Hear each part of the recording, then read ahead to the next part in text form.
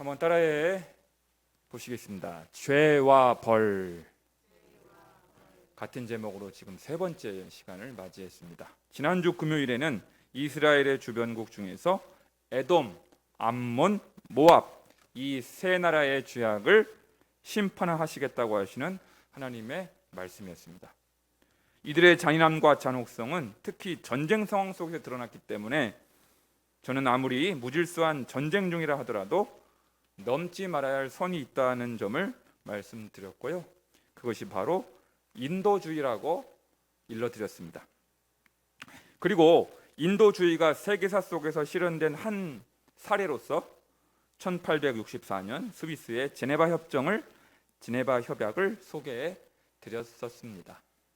오늘은 이스라엘 주변국들의 범죄가 아니라 유감스럽게도 하나님의 언약 백성으로서 선택을 받은 남유다와 북이스라엘에 임한 심판의 말씀을 나누고자 합니다. 우리 이야기입니다. 남의 나라 이야기가 아니고 이제부터 우리 이야기인 거예요. 하나님 믿는 백성들, 언약 백성들. 오늘 주시는 말씀을 통하여 우리가 바로 그 언약 백성이라는 정체성을 다시금 깨닫고 언약 백성으로서 반드시 붙잡고 지켜야 할 것이 무엇인지를 새롭게 되새기실 수 있기를 주님의 이름으로 간절히 바랍니다. 사랑하는 성도 여러분, 최근에 우리가 갈라디아서를 새벽마다 묵상할 때만 하더라도 율법이라고 하는 용어는 상당히 부정적으로 쓰였다는 점을 기억하게 됩니다. 그렇죠? 갈라디아서만큼 율법을 부정적으로 기술하고 있는 책이 아마 로마서랑 비슷하게 없을 겁니다. 가령 율법주의, 바리새주의, 공로주의, 율법으로는 도무지 구원을 받지 못합니다 등등 이럴 때의 율법은요 매우 부정적으로 쓰이는 율법의 예입니다만 오늘 저는 긍정적으로 사용되어야 할 율법의 경우를 말씀드리고자 합니다. 아시겠죠? 본문 4절을 함께 읽겠습니다. 4절만 시작. 여호와께서 이와 같이 말씀하시되 유다의 서너 가지 죄로 말미암아 내가 그 벌을 돌이키지 아니하리니 이는 그들이 여호와의 율법을 멸시하며 그 율례를 지키지 아니하고 그의 조상들이 따라가던 거짓 것에 미혹되었음이라. 아멘. 거기 밑줄 쳐보세요. 중간쯤에 그들이 여호와의 율법을 뭐하고 멸시하며 그 율례를 지키지 아니하고. 여호와의 율법을 멸시하였다. 여호와의 율례를 지키지 아니하였다는 거예요. 안타깝게도. 여러분, 오늘 이 아모스 2장 4절에서 두 번 정도 반복되어 있는 율법, 율례가 무엇입니까? 히브리어로 토라를 가리킵니다. 토라 아시죠? 창출, 레, 민, 신. 넓게 이 토라를 넓게 해석하면 모세오경을 가리키고요. 모세오경. 그 다음에 좁은 의미에서 이 토라를 해석하자면 십계명을 가리킵니다. 여러분, 십계명. 아시겠죠? 그거를 지키지 아니했다는 거예요. 여호와의 율법을, 여호와의 율례를 존중하고 순종해야 할 남유다 백성들이 여호와의 율법을 멸시하고 그 율례를 지키지 아니하고 말았다라는 것입니다. 여러분, 출애굽기 19장을 보시게 되면요, 출애굽한 지 3개월 만에 이스라엘 백성들은 시내 광야에 이르게 됩니다. 하나님께서는 모세에게 명하시어 40주야를 금식하게 하시고 율법을 주십니다. 바로 십계명을 친히 돌판에 써서 내려 주셨습니다. 와, 여러분, 십계명은요 정말 독특한 말씀이에요. 다른 모든 말씀, 다른 모든 율법은요 모세를 통하여 혹은 예언자를 통하여 이렇게 한치 건너서 주신 간접적인 말씀인데요, 십계명은 하나님이 직접 자기 손으로, 하나님께서 직접 자기 손으로 돌판에 새기셔서 내려주신, 반포하신 말씀입니다. 율법입니다. 할렐루야. 그러니까 그 십계명을 지켜야 돼요, 안 지켜야 돼요? 여러분, 그 부분을 한번 제가 찾아봤으면 좋겠습니다. 모세를 통하여 그 십계명을 반포해 주시기 직전에 하신 말씀이 출애굽기 19장 4, 5, 6절의 말씀입니다. 여러분, 십계명을 반포해 주시기 직전에 오리엔테이션 차원에서 하나님께서 주신 말씀이에요. 출애굽기 19장 한번 찾아보죠. 우리 책갈피 해주시겠습니다. 책갈피 해주시고 출애굽기 19장, 우리 가정에 계신 열린광성의 지체들도 이 출애굽기 19장 4, 5, 6절은 중요해요. 십계명을 이해함에 있어서, 십계명을 이해하고 해석함에 있어서 전제가 되는 서론적인 말씀입니다. 되게 중요한 말씀이니까 19장 4, 5, 6절을 함께, 석절을 함께 읽겠습니다. 시작. 내가 애굽 사람에게 어떻게 행하였음과 내가 어떻게 독수리 날개로 너희를 업어 내게로 인도하였음을 너희가 보았느니라. 세계가 다 내게 속하였나니 너희가 내 말을 잘 듣고 내 언약을 지키면 너희는 모든 민족 중에서 내 소유가 되겠고 너희가 내게 대하여 제사장 나라가 되며 거룩한 백성이 되리라.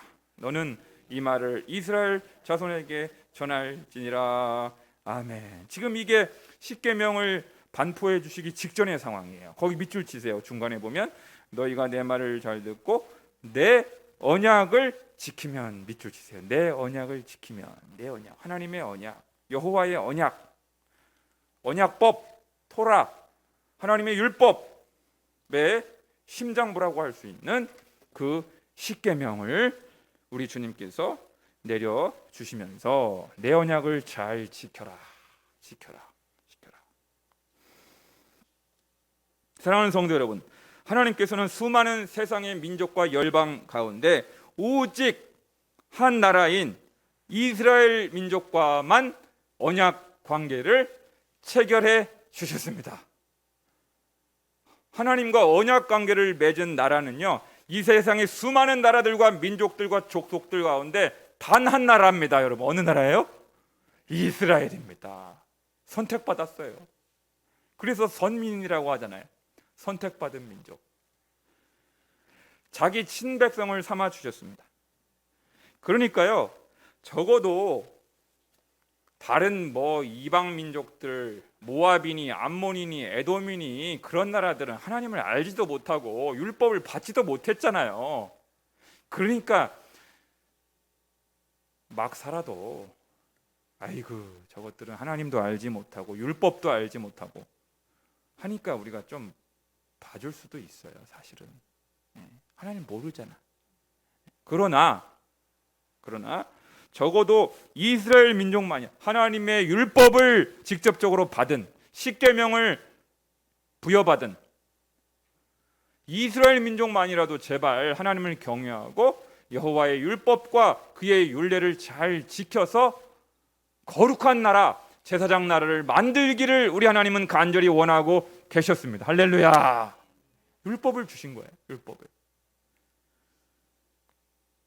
그래서요, 십계명을 비롯해서 구약의 수많은 도덕법들이 제대로 반포되고 계승되고 그 법령과 규례가 이스라엘의 종교 영역뿐만 아니라 정치, 경제, 사회, 문화, 교육, 언론, 국방 모든 영역 속에서 하나님의 통치가, 하나님의 왕권이, 하나님의 율법이 골고루 모든 영역 속의 분야 속에 실천되어지고 적용되어서 놀라운 나라, 거룩한 나라를 만들기를 원하셨습니다. 당연하죠. 이스라엘 민족은 하나님과 피로 맺어진 언약 백성이기 때문에 그런 거예요. 그런데요, 북이스라엘에 비하여 나름대로 경건한 왕들을 많이 배출하였던 남유다의 경우 북이스라엘보다 왕조가 좀 길게 갔죠. 그렇죠. 어떤 나라가 먼저 망했냐면 북이스라엘이 먼저 망했어요. 타락했고 아주 범죄를 많이 저질렀기 때문에 일찍 망했습니다. 북이스라엘이 주전 722년에. 근데 남유다는 경건한 왕들이 좀 있었어요. 히스기야, 요시야, 여호사밧, 아사 왕과 같은 그런 경건한 왕들이 좀 있었어요. 그래서 좀 길게 갔습니다. 그 나라가 주전 587년까지 갔죠. 그러니까 북이스라엘 나라가 호세아 왕 때가 마지막 왕인데 왜 망했냐 이거예요. 여러분, 북이스라엘 나라가 왜 망했냐? 여호와의 율법을 멸시하고 여호와의 율례를 지키지 아니하였기 때문에 하나님의 언약 백성임에도 불구하고 그 언약법을 철통같이 지켜야 할 북이스라엘 나라가 그렇게 하지 못했기 때문에 주전 722년에 멸망하고 만 것입니다.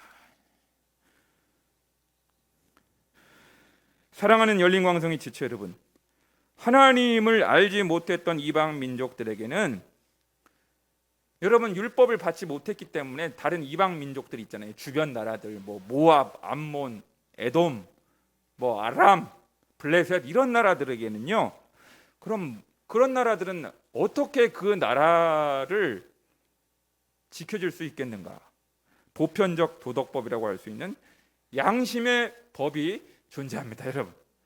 양심은 있는 거예요. 예수를 믿든 안 믿든, 하나님을 믿든 안 믿든 모든 인간에게 주어져 있는 그 보편적인 도덕법이 뭐예요? 제가 말을 해버렸네. 두 글자로 양심이에요. 양심. 그러니까 모든 이방 민족들은 양심의 법에 따라 그냥 살아가는 것 정도예요. 양심이 컨트롤을 하는 거예요. 범죄하지 않도록, 일탈하지 않도록, 방종하지 않도록, 탈선하지 않도록 주어진 최소한의 보편적 도덕법, 그게 뭐냐면 양심인 거예요. 양심. 이방 민족들은. 그러면 이스라엘 민족은요? 뭐 이스라엘 민족은 양심이 없어요? 이스라엘 민족은 기본 그 최소한 보편적인 도덕법인 양심에다가 거기가 뭐가 또 추가가 됐냐면 율법까지 주어진 거예요. 율법까지. 그러니까 언약 백성이라고 할 수 있는 거예요. 양심의 법 위에다가 여호와의 율법을 직접적으로 받았다. 언약 백성이다. 그러니까 이스라엘 백성들은 두 가지 의무가 존재하는 거예요. 여러분, 양심도 있고 율법도 받았으니 양심적으로 살아가야 할 의무와 여호와의 율법을 순종해야 할 의무, 두 가지 의무가 주어져 있는 민족인 거예요.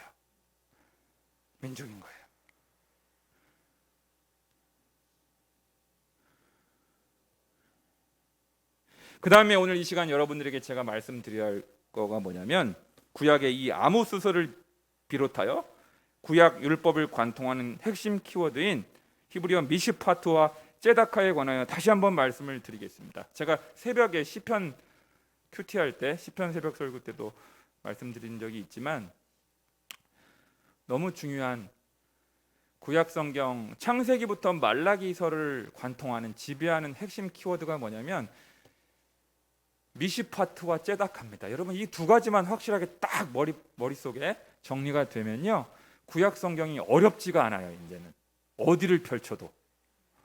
한번 따라해 보실까요? 미슈파트, 제다카. 이거는 원어 그대로 알아주세요. 미슈파트가 뭐냐? 사회적 약자에 대한 사법적인 배려를 가리키는 낱말이에요. 사회적 약자에 대한 사법적인 배려.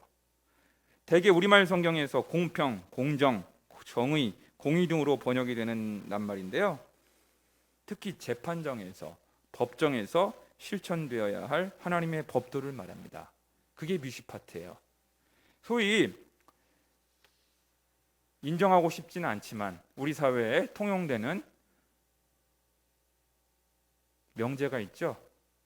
유전무죄, 무전유죄라는 말이 있어요. 불행하게도. 그러니까 유전무죄, 이 무전유죄라는 말이 사실 사라져야 됩니다. 그런데 권력자나 재벌이나 유력자라고 해서 봐주고 판검사와 변호사에게 돈을 많이 쓰면 죄인이 무죄가 된다든지, 반대로 돈이 없는 가난한 자인 경우에 없던 죄가 생겨서 억울하게 옥살이, 징역살이를 하는 일이 생기면 안 됩니다. 그게 바로 미시파트예요. 그걸 제어하기 위한 장치가 법인 거예요, 여러분. 법이라고 하는 것을 왜 만들었겠어요? 법이 존재하는 이유는 강자를 견제하고 권력자의 횡포를 견제하고 사회적인 약자를 보호해주기 위하여 법이 있는 거예요. 그게 바로 미시파트인 거예요. 재판정에서, 법정에서 억울하게 피해를 당하는 일이 없도록. 그게 뭐라고요? 미시파트야. 미시파트. 우리 열린광성의 지체들은 이거 꼭 알아두세요. 설명할 줄 알아야 돼. 저처럼 이렇게. 미시파트가 뭐예요? 주관식 문제 내면 사회적 약자에 대한 사법적인 배려. 그 다음에 째다카가 뭐냐면요, 째다카는 사회적 약자에 대한 경제적인 지원을 가리키는 말이에요. 경제적인 지원. 물론 법정에서, 재판정에서 강자와 권력자의 횡포를 당하지 않도록 보호하는 장치도 필요하지만 사회적 약자들은 당장 먹고 살기도 힘들어 죽겠는데 지금 끼니도 못 때우고 있는데 공자왈, 맹자왈이 무슨 의미가 있겠어요? 그죠?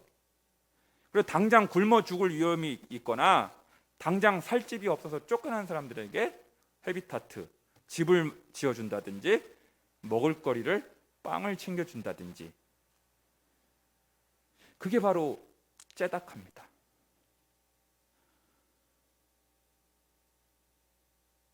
최소한 이들을 도와주지는 못할 망정 사회적 약자들의 가슴에 대못을 박는 행위는 하지 말아야 하지 않겠습니까?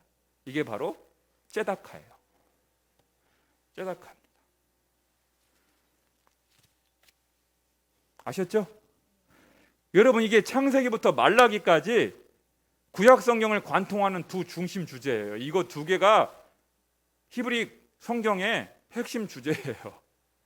이 두 가지만 확실하게 여러분이 저처럼 설명만 할 줄 알면요, 어떤 성경도 어렵지 않아요.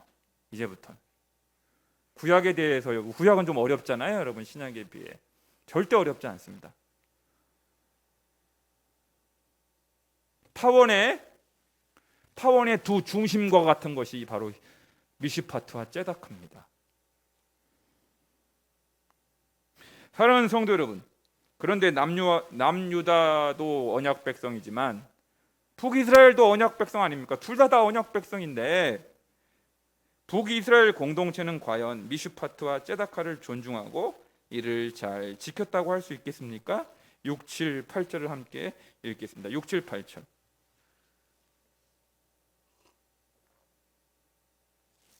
6, 7, 8절. 우리 가정에 계신 열린광성의 식구들도 시작.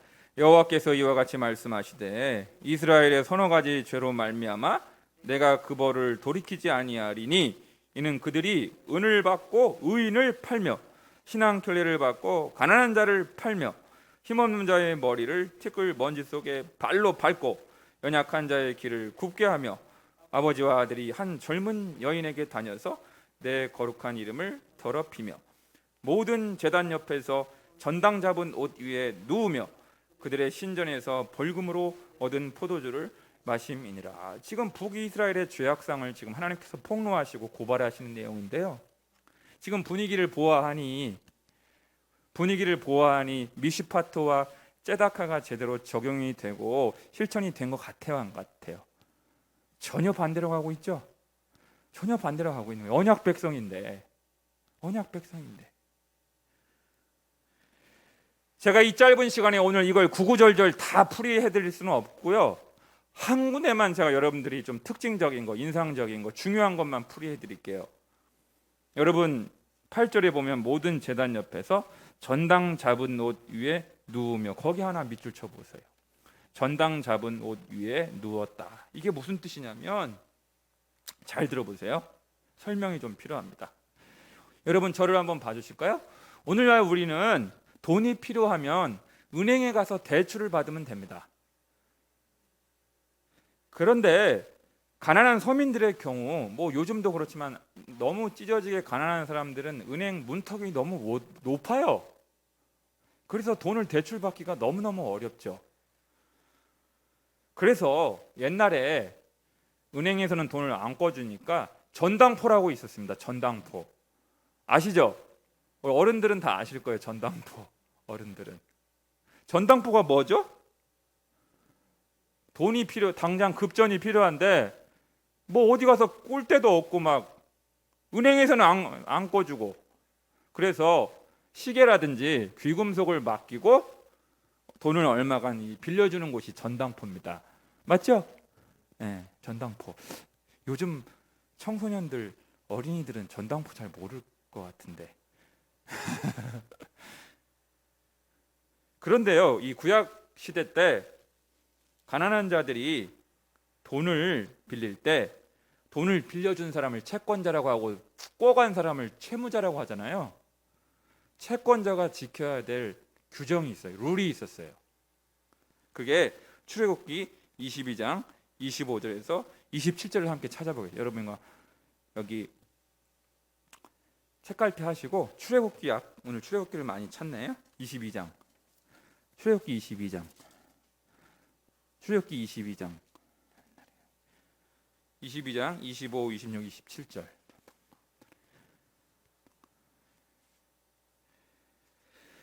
출애굽기 22장 25, 26, 27절. 25, 26, 27절. 25, 26, 27절. 시작. 내가 만일 너와 함께한 내 백성 중에서 가난한 자에게 돈을 꾸어 주면, 거기 보세요.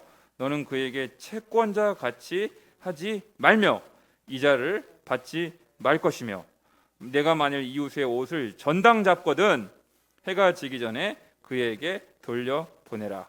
그것이 유일한 옷이라. 그것이 그의 알몸을 가릴 옷인즉 그가 무엇을 입고 자겠느냐. 그가 내게 부르짖으면 내가 들으니 나는 자비로운 자임이니라. 아멘. 여러분, 이게 무슨 말이냐면, 가난한 자가 전당포에 자기 옷을, 겉옷을 맡기고 돈을 꿔간 거예요. 그런데 그 겉옷은요, 전당물이기도 하지만 이스라엘 나라가 밤에 엄청 추워요. 일교차가 심해서. 그 겉옷은 이불로도 사용되는 거예요. 이불. 유일한 이불이에요. 이불 덮고 자는 거예요. 근데 채권자가 가난한 사람이 돈을 안 갚았다고 해가지고 끝까지 그 전당물을 붙잡고 있는 거예요. 이거. 그러면 그 가난한 자가 밤에 자야 되는데 추워 죽겠는데 그 겉옷까지 그 채권자가 꽉 붙잡고 있어서 안 내줘가지고 얼어 죽을 수도 있는 거예요. 동사를 당할 수도 있는 거예요. 야, 아무리 돈을 안 갚았다고 해로서니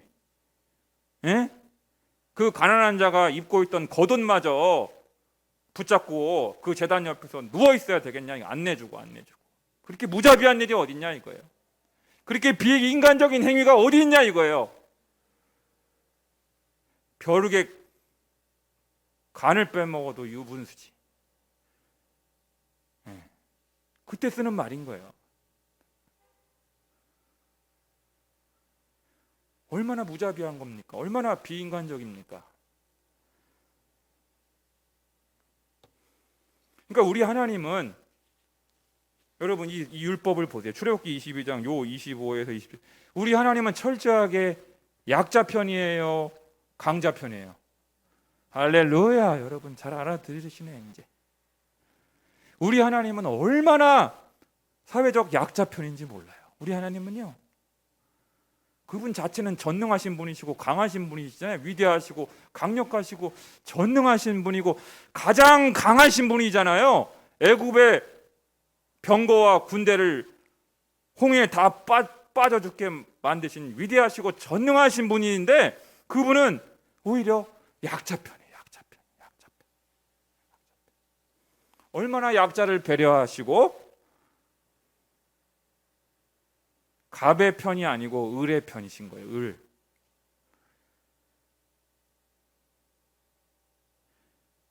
그러니까 이거 하나만 보더라도 우리 하나님은 언약 백성들이 주변 사람들에게, 특히 약자들에게 최소한의 인간적인 삶을 보장해야 한다고 말씀하는 거예요.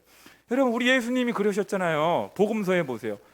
그 당시 권력을 쥐고 있고 기득권을 쥐고 있던 바리새인들, 서기관들, 율법사들한테는 우리 예수님이 얼마나 무섭게 혹독하게 말씀하셨는지 몰라요. 우리 예수님은요, 강자한테는 막 강하게 나오시고 약자한테는 비둘기보다 얼마나 약하신 모습으로 다가오시니 몰라요. 우리 예수님은 진짜 멋진 분이에요. 제 말이 틀리면 반박해 보세요.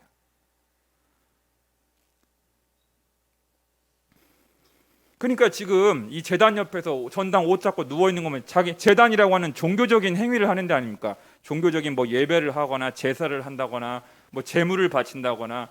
그러니까 뭐냐면 종교적인 명분을 가지고 무슨 종교적인 행사를 한다고 해갖고 종교적인 어떤 열심이 있는 거예요. 그런데 알고 봤더니 제단 옆에 누워 있는 그 누워 있는 옷이 가난한 자에게 빼앗은 전당물 겉옷을 누워 있는 거예요. 얼마나 이중적인 겁니까? 가식입니까? 종교적인. 제가 오늘 묵상하면서 크게 깨달은 게 뭐냐면, 여러분 두렵고 떨림으로 이 말을 한번 따라해보세요.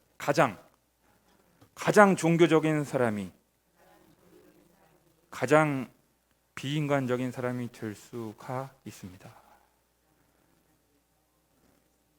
여러분 그럴 수 있는 거예요. 여러분, 아니 목사님 어떻게 그렇게 모순된 일이 벌어질 수가 있겠습니까? 성경에 나오잖아요. 여러분 성경에 나와요. 종교적인 성직자가요, 아니 종교적인 직업을 갖고 있는 성직자가 종교적인 명분을 가지고 종교적인 일을 수행하기 위해서 열심히 달려가고 있었는데, 어떤 사람이 피를 철철 흘리고 지금 죽어가고 있는데, 그 레위인이, 그 제사장이요, 피를 철쳐서 지금 죽어가고 있는 사마리아 사람을 고개 한 번 안 돌리고요 지나가 버렸어요. 외면하고요. 여러분, 누가복음 9장에 나오잖아요. 누가복음 9장에요. 이거 얼마나 여러분 모순되는 일입니까? 여러분, 아니 가장 사랑이 많아야 할 종교인이, 성직자가, 레위인이 맨날 교회 안에서 성경 보고 설교하고 성경 공부 인도하고 그런 것들을 직업적으로 하는 종교인이, 레위인이, 제사장이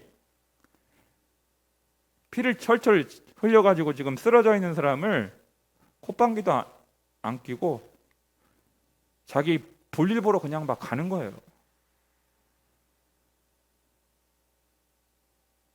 그런 일이 벌어질 수가 있다는 거예요, 여러분. 그러니까 아모스서가 참 두려운 책입니다. 그래서 여러분, 두려운 책입니다. 갑질인 거죠. 갑질, 학대. 요즘 태움이라는 말도 있다. 태움. 그 다음에 갈구는 거. 여러분 이런 게 교회 안에서는 없어요? 신앙 공동체는 없냐고요. 이런 일들이 안 벌어지냐고요. 갑질, 학대, 태움, 갈구는 거.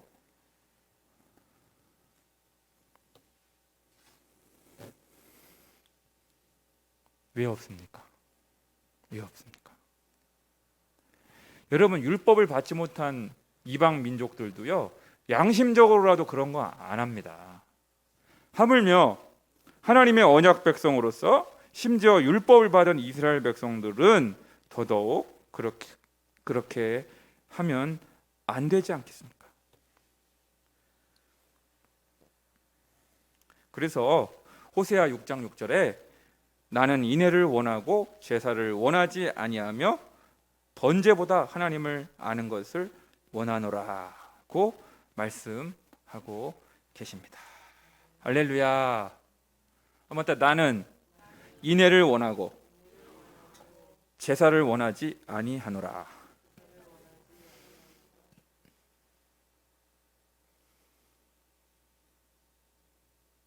마지막으로 구약에 나타난 소위 나실인의 규례에 관하여 말씀을 드리겠습니다. 여러분 민수기를 봐주세요. 민수기 6장 이것만 하고 마치겠습니다. 민수기 6장. 민수기 6장 1절에서 8절까지 나실인의 규례.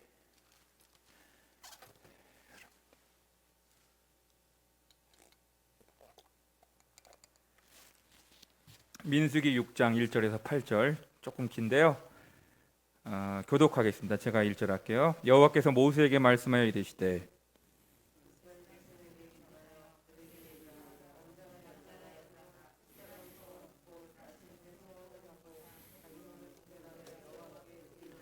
포도주와 독주를 멀리하며 포도주로 된 초나 독주로 된 초를 마시지 말며 포도즙도 마시지 말며 생포도나 건포도도 먹지 말지니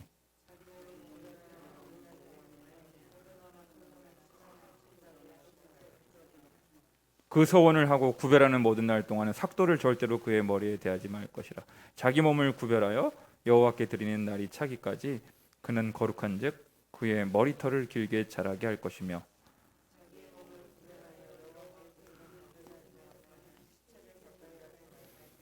그의 부모 형제 자매가 죽은 때라도 그로 말미암아 몸을 더럽히지 말 것이니 이는 자기의 몸을 구별하여 하나님께 드리는 표가 그의 머리에 있음이라. 자기의 몸을 구별하는 모든 날 동안 그는 여호와께 거룩한 자니라.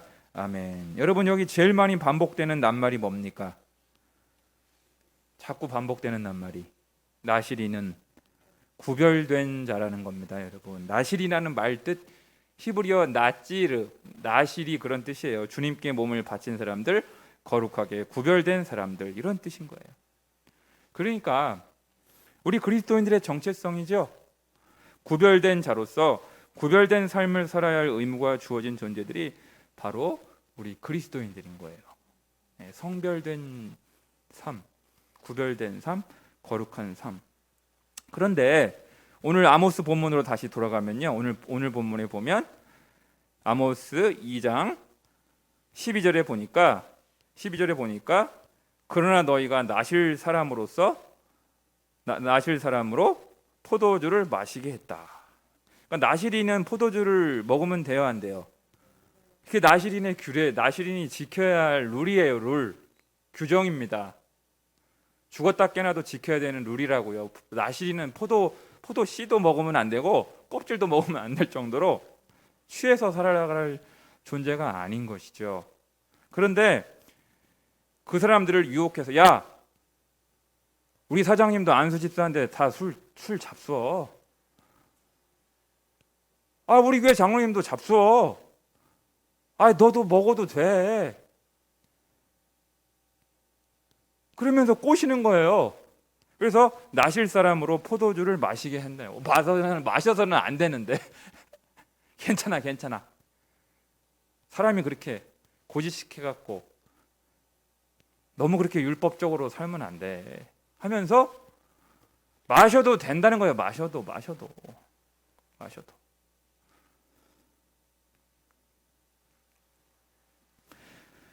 사랑하는 열린광성의 지체 여러분, 최근 오늘의 우리 한국 교회 그리고 한국 사회는 율법주의, 바리새주의, 공로주의, 공적주의가 득세했던 16세기 중세 가톨릭과 같은 암흑기적인 잔재도 전혀 없지는 않지만 그 반대로 무율법주의적인 무질서, 방종, 탈선, 일탈, 자유방임주의 등이 매우 횡행하고 있습니다.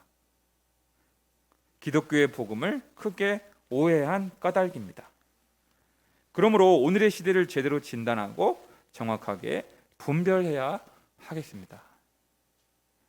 그러니까 갈라디아서도 필요하지만 아모스도 필요해요, 안 필요해요? 지금 여러분 설교를 들어보니까 갈라디아서만 복음이 아니고 구약의 아모스서도 배우고 설교를 해야 돼요, 안 해야 돼요?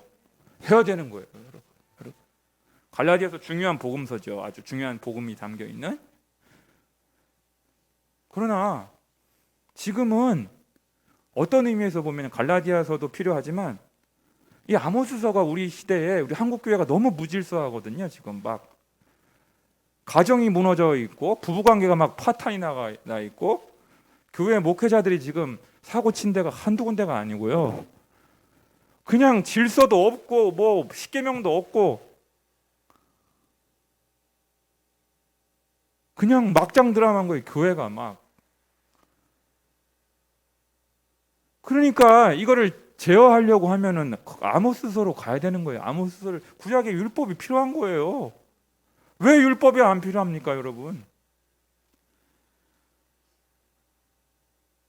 오늘날의 한국 교회의 모습은 무질서와 혼란이 가득했던 고린도 교회적인 모습이 아주 우세합니다, 여러분. 질서도 없고 원칙도 없고 상식도 없고 가장 준법 정신이 취약한 사람들이 저를 포함한 저희 목회자를 비롯한 그리스도인들이 아닌가 하는 우려와 비난이 커지고 있습니다. 부끄럽지만 가장 준법 정신이 취약한 직업이 목회자들인 것 같아요. 저 포함해서 말씀드리는 거예요. 남 얘기하는 게 아니고. 십계명을 잘 가르쳤던 한국교회 전통이 많이 약화되었고요. 십계명을 지키지 않는 것을 심각하게 여기지 않고 심드렁하게 여기는 풍조가 많아졌습니다. 구약의 가르침을 따라 구별된 삶, 성별된 삶, 거룩한 삶에 대한 이야기를 하면 우리 거룩하게 삽시다 막 목회 강조하고 설교를 하면 목사님 너무 그거 율법주의적인 거 아닙니까? 대뜸 그런 말이 나와요. 조금만 제어를 하려고 하면 우리가 여러분 언약 백성임을 잊어서는 안 됩니다. 십계명을 다시 기억하고 암송하며 자주 되뇌어야 합니다. 최소한 십계명을 거울 삼아 우리 자신을 자주 살펴봐야 합니다. 십계명 가운데 하나라도 여러분 거리낌이 없으면 돼요, 여러분. 십계명 중에서 내 양심을 거리끼게 하는 것이 하나도 없으면 여러분 잘 사는 거예요. 네, 아주 떳떳한 삶인 거예요. 십계명. 우리의 양심과 삶을 잘 지켜가심으로 언약 백성으로서 나시린으로서 하나님 앞에서 부끄러움이 없기를 주님의 이름으로 간절히 축원합니다. 기도하겠습니다.